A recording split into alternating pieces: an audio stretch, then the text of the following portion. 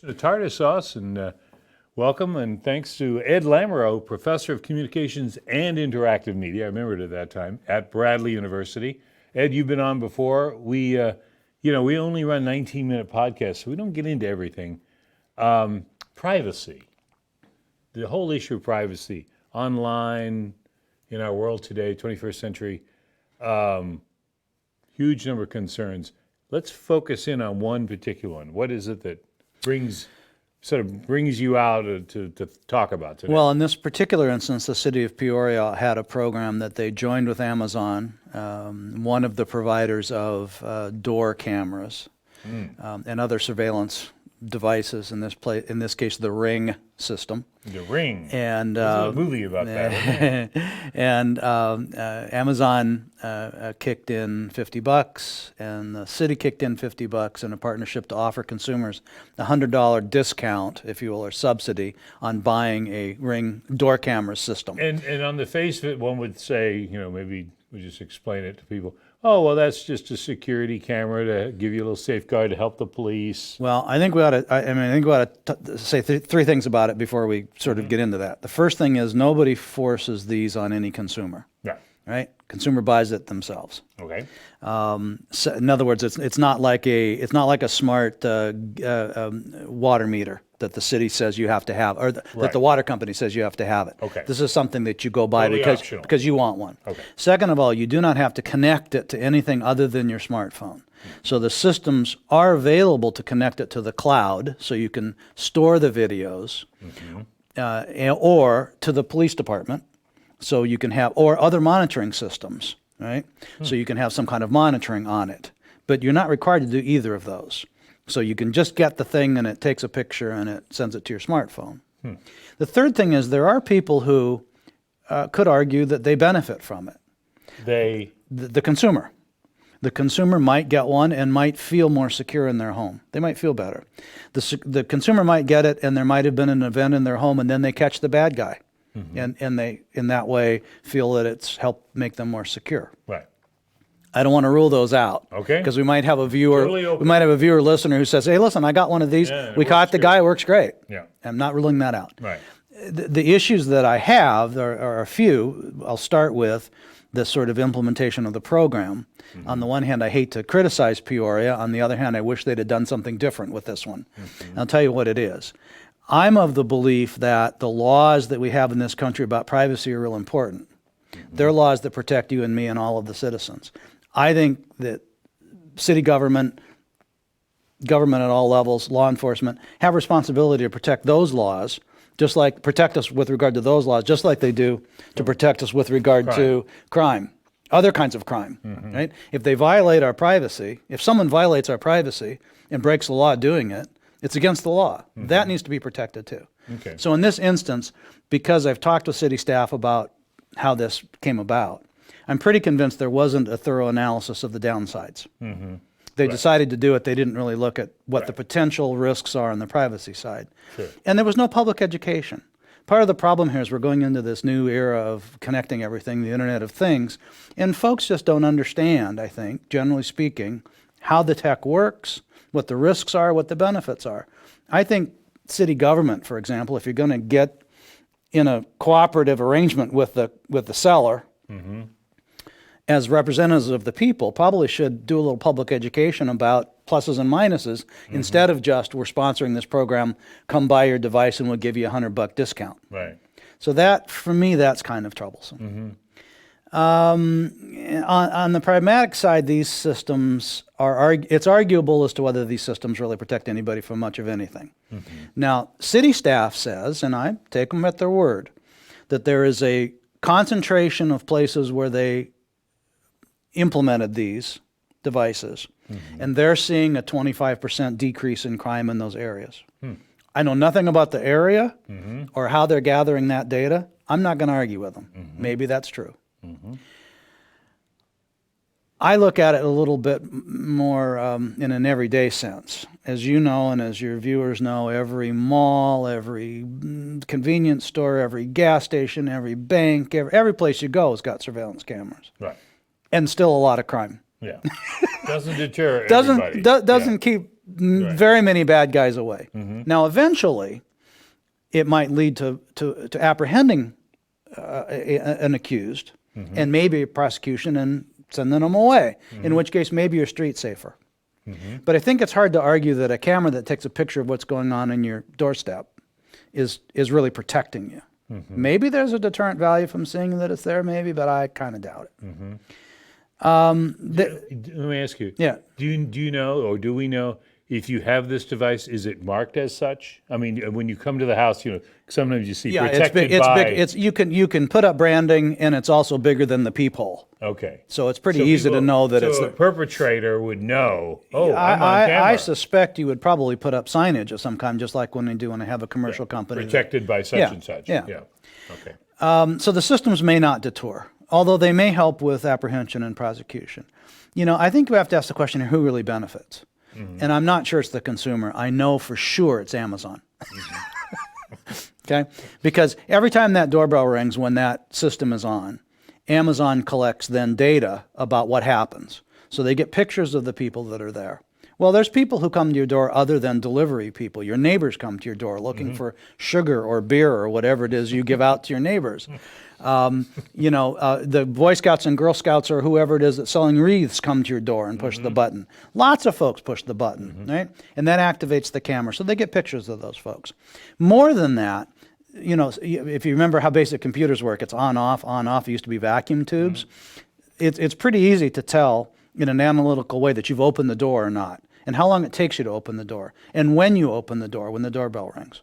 So with this process of having the doorbell rung every time an Amazon package gets dropped, we've become habituated to realizing that the doorbell rings, maybe it's a package, I better get out there and see.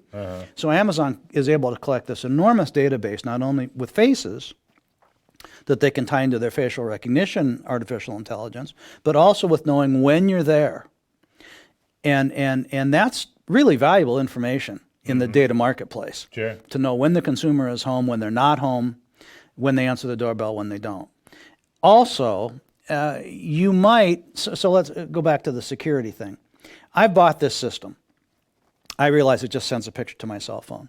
I'm going to get upsale information from Amazon. I'm going to get upsale information from the local police department that suggests that it would be better if I hooked it up to the police department or that I store the videos in the cloud, either and or both. If I'm really looking for security, I might buy those systems. This is additional. This is an additional, but it's likely that if I'm looking for security, I might want the police to know what's going on. If I'm looking to store these videos to use later as evidence, I'm going to want to store them, not just have them disappear on my cell phone. Right. Besides the fact that your smartphone is leaky, by the way, but that's another issue altogether with regard to data. Right?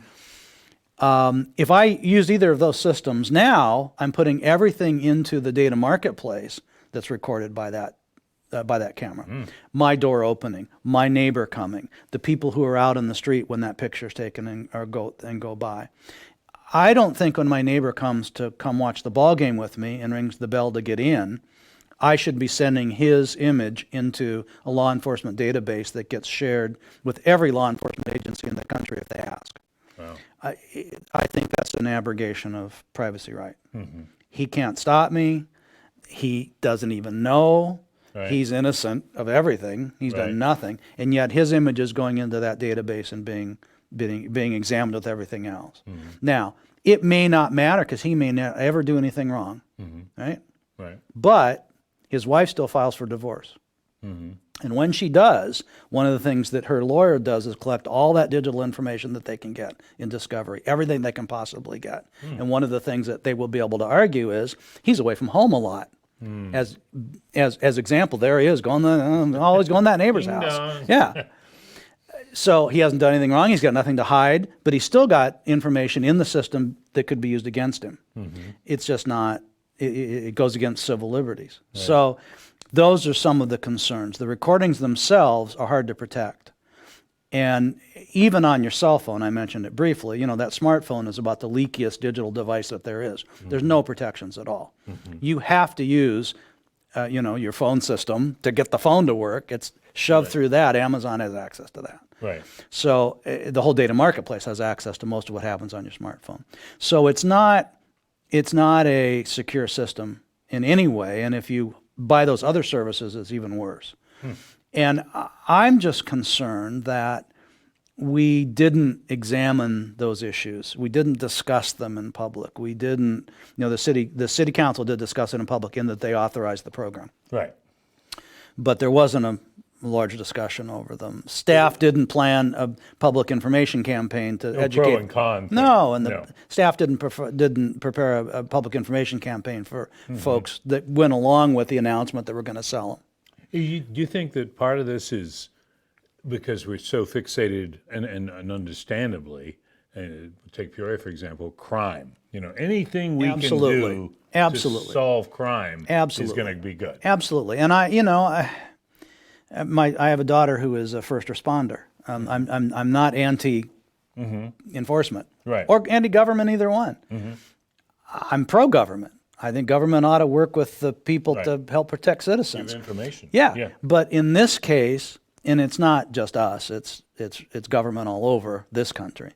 Sometimes government and law enforcement forgets that those privacy laws are not just there to constrain law enforcement and to handicap intelligence and to keep city from helping us. They're there to protect people, just like the other laws are. Right. And they need to be protected as well and encouraged. And I think in this case, we probably didn't do a very good job doing that. You sent me a note the other day, this just broke, this story, and I'm sure there have been other stories like it, but a hacking incident. Well, anything that, any digital thing that's connected to a network.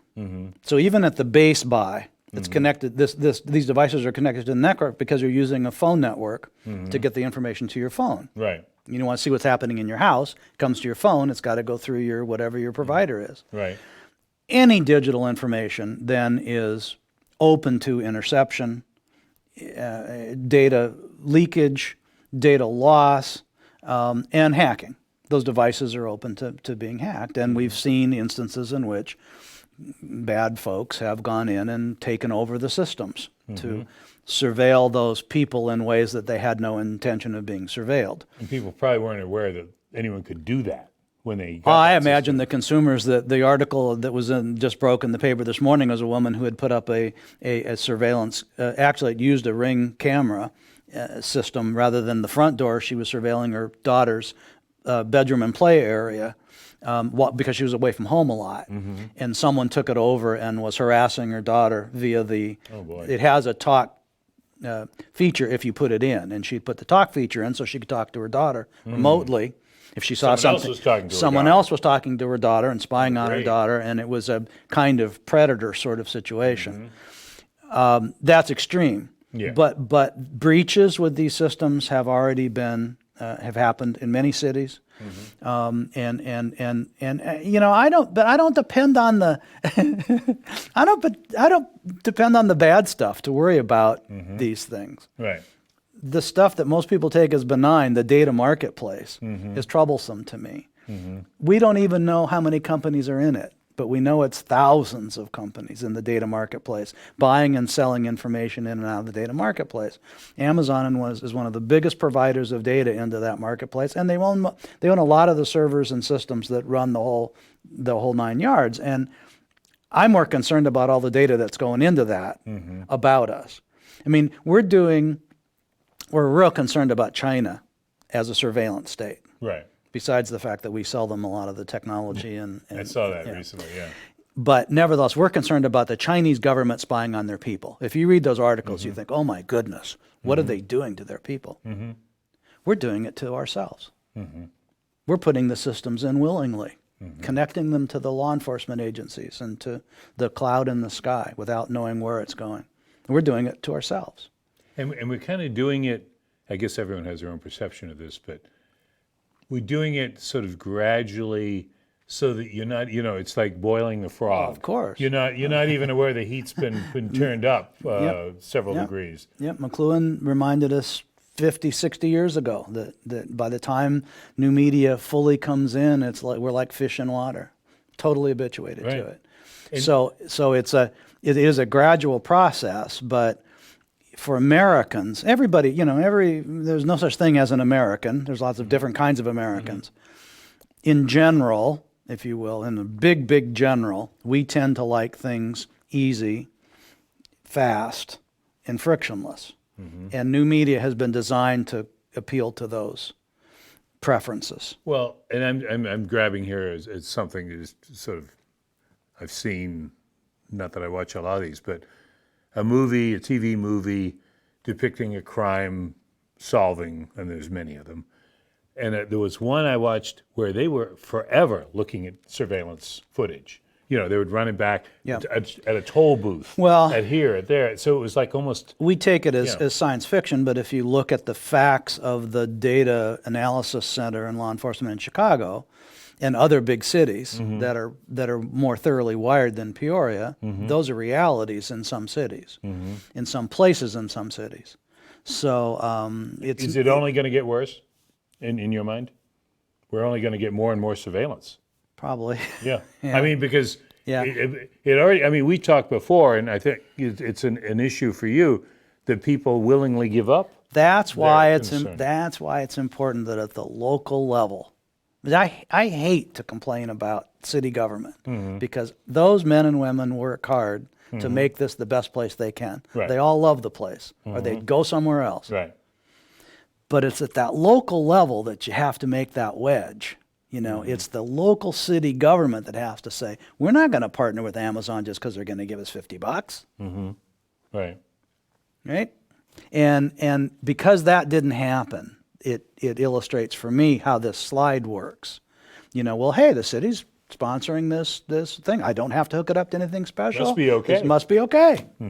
Without that hard analysis and public information, even if they say, we've decided, given the pros and the cons, that we're going to sponsor the program, we think you ought to go ahead and buy. Yeah. That information's available to people about things they might consider otherwise. Right. That's troublesome to me. Right. Yeah. Right. And, you know, the other thing is, and not to, well, I guess we are going to pick on Amazon a little bit because they're so big, and at this time of year, we're all using them or getting something from them. It's kind of hard to see why they're not. There's a problem there when you have that kind of market advantage to use that, as you say, for data collection or to push their thing with the law enforcement community across the country. I mean, they almost have an unfair advantage because they're so big. I think probably the general public doesn't realize that Amazon has one of the 2 or 3 largest network/server data center operations in the world.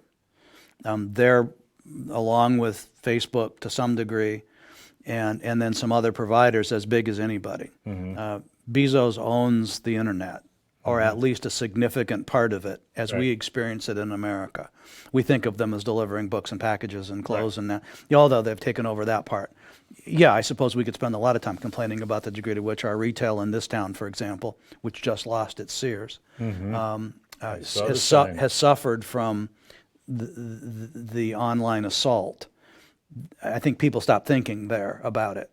Amazon that's like the tip of the iceberg They're now. going way beyond Well, that. it's like the tip of the iceberg now because he bought into server systems and networks before anybody else, essentially, and built this enormous system of data collection and storage and analysis with Facebook coming along and becoming a behemoth like Amazon. So yes, I think it's this interesting company that is much more than I'm going to get some shoes at a good price that I can send it back easy. Hopefully I just bought a pair of shoes from Zappos. Amazon owns Zappos, so I'm.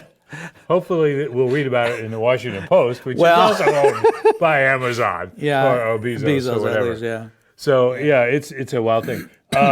We got time just briefly here. The holiday seasons where there's people are ordering things online. Yep. What's your thought on things to look at in 2020? Do as I say, not as I do. Because we're all doing it. Way too much Amazon stuff coming in. Well, part of what happened there is that they degraded, the result has been the degrading of local retail. Right. To the point that now sometimes you have, your choices. Am I going to get in the car and drive to Bloomington, or am I going to get it from Amazon? Rather than am I going to go get my car and go downtown or go to the mall or wherever.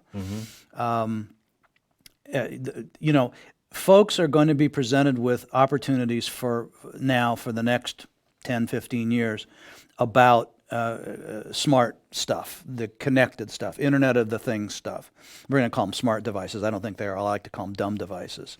Alexa, would you please turn on... And then it's some sappy song that you really Rhapsody in Blue. you didn't need to hear anyway. But you could have gone over to your radio and turned it on. A tremendous effort. And the button that starts your car from inside the house. On and on and on. Do I need a Christmas tree that I can push Bluetooth music through? Mm-hmm. The rest, my toaster, my toothbrush, consumers need to make informed choices about these things. They're not benign choices. Mm-hmm. We're inviting an enormous amount of intelligence gathering information into our homes. And we're calling them smart devices and smart homes. And they're really not. I said this last time I was here. I repeat it every time I get to this point. The only people that are surveilled like this are people in prisons and hospitals. And we're doing it to ourselves. And it's probably, it's really hard. I'm going to have to go find something that isn't smart. Actually, it's going to cost less. It's going to save you money, but it might be an older version. Ooh. Every time you do that, you're sending a vote to the marketplace that says, we don't want to do this. Mm-hmm. It's not just I don't want that. We don't want to do this. Mm-hmm. And we got to start voting. Right. Because right now we're voting for a total surveillance society. And we don't like to think of it that way. We like to think of that as something in the movies. Mm-hmm. We like to think of that as something in China. Mm-hmm. But you got to stop and think about it, and you get in your car, could be controlled. Mm-hmm. You get, now your door can be controlled. Your coming and going can be controlled. You go to your workplace, you got cameras and monitoring from your employer about how fast you work. You can sort of start playing that out. And the technology is almost there. We're not very far from. That's why the Chinese can put it in, and it is there. It isn't very far from where we are to where they are. Right. They're buying the stuff from us. They're actually installing it. Their political system and their social system, their cultural system, enables them to do it without revolt. Right. We might have more pushback, but have you seen any lately? No. So, for example, the city had this event where 100 of these devices were available. There weren't any pickets. There was no complaining. No naysayers. No, we just went down, and I didn't, but folks just went down and got them. Mm-hmm. And if that continues, I'm not going to want to be here. It's going to be time for me to go, and I won't care, because this isn't going to be a place I want to be. Right? Ed Lamoureux, professor at Bradley University. As usual, you bring us stirring information we need to think about. Light and fun at the holiday season. But good to keep it in mind, folks. So anyway, Ed, have a great holiday season, and we'll see you folks next time on Tarter Sauce. Thank you.